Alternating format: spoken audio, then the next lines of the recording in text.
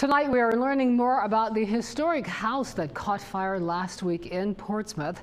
As we've reported, one woman was killed and another was hospitalized. Well, tonight photojournalist Walter Hildebrand goes digging through the archives.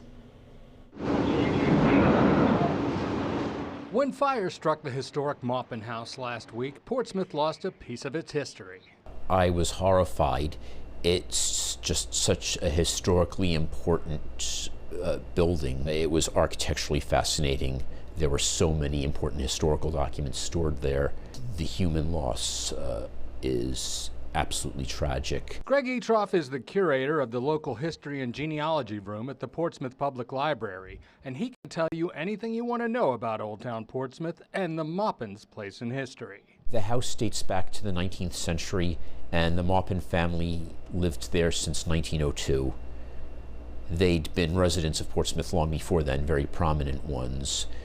They were involved in the railroad industry here in Portsmouth in the 19th century. Portsmouth had the first railroad in Virginia, and the connection of rail lines to the interior and the seaport leading out to the Chesapeake and Atlantic and the outside world.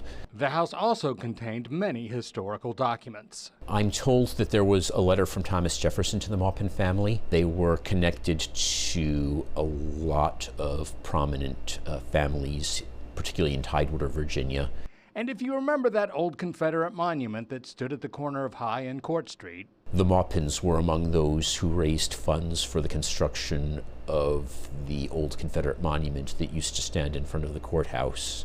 In more recent years, the house was a popular spot on the Portsmouth Ghost Walk. Now just a burnout shell. Whether the house that held so much history will be restored still remains a mystery. In Old Town Portsmouth, Walter Hildebrand, 10 on your side.